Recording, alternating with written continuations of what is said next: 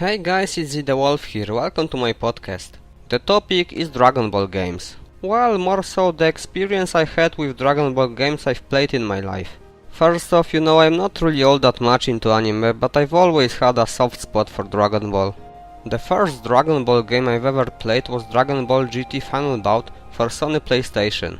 When to look at it now, it's a really bad game actually. But back then I was young and I didn't care much. It was related to my favorite show and so I loved it. I believe that it was first fully three-dimensional Dragon Ball game ever made. Overall mechanics of Dragon Ball Final Bout are quite awful. Combat is nowhere as dynamic as it should be in a Dragon Ball game. And also characters couldn't transform into Super Saiyan and so on. For example, there were like 5 Gokus. Little Goku Super Saiyan, Normal Goku Super Saiyan and Goku Super Saiyan from Dragon Ball Z. Oh, and I forgot, you could also unlock Super Saiyan 4 Goku. The funniest thing, there was only one Vegeta Super Saiyan from Dragon Ball Z. My point is, well, for one, I was never a fan of GT, but this game is supposed to be Dragon Ball GT and half of the characters are from Dragon Ball Z.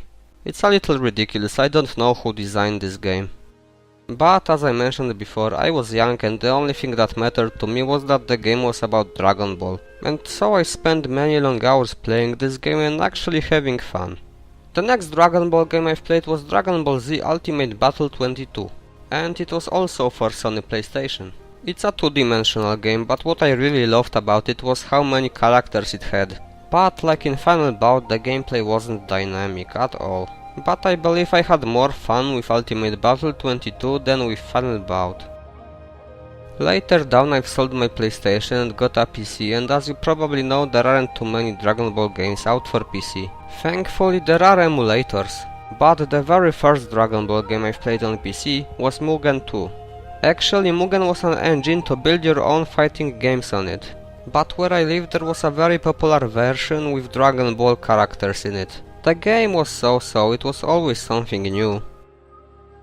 After I've learned I can emulate games, the first Dragon Ball game I've played was Dragon Ball Z Supersonic Warriors for Game Boy Advance. The gameplay in this game is simple, but it really has this Dragon Ball feel to it. I had quite some fun playing Supersonic Warriors. What was the best about this game was what if stories for every available character. For example, in the story for Captain Ginyu, we would come to Earth looking for Dragon Balls and we would encounter Dr. Gero. All these stories are nicely explained and they actually seem legit. Sometime after, I've tried a game for Sega Saturn called Dragon Ball Z The Legend. And I don't care what you think, but in my opinion it's really one of the best Dragon Ball Z games ever made. The gameplay is really dynamic, it feels a lot like the show. And there are many characters to choose from. The graphics of the characters are pretty nice, even if they are two-dimensional.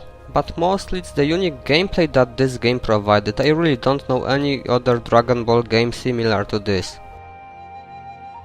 Sometime after I've played Dragon Ball Z Budokai 3 on my friend's PlayStation 2. I've really loved the game, but I only played it few times. And back then it wasn't yet possible to emulate this on PC. Well, eventually I managed to emulate Dragon Ball Z Budokai Tenkaichi 3 on my PC. I've said that Dragon Ball Z The Legend is one of the best Dragon Ball games out there, but Dragon Ball Z Budokai Tenkaichi 3 is the best Dragon Ball game ever made in my opinion. Tons of characters and really enjoyable gameplay. The only thing it's missing is a decent story mode.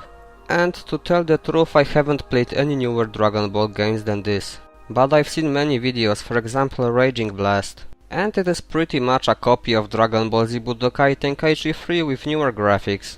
But newer doesn't mean better, I really think that Dragon Ball Z Budokai Tenkaichi 3 has graphics that are more anime-like.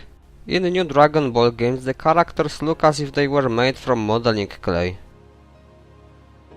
I would also like to mention a project that is being made by fans. If I pronounce this correctly, it's called ZQ2 Lite. I had huge interest in it in the past, but it's been long years and the progress is very slow. If you want to look it up, then check the description of the video for a link to it. Thank you for listening to my podcast, I do hope you enjoyed it.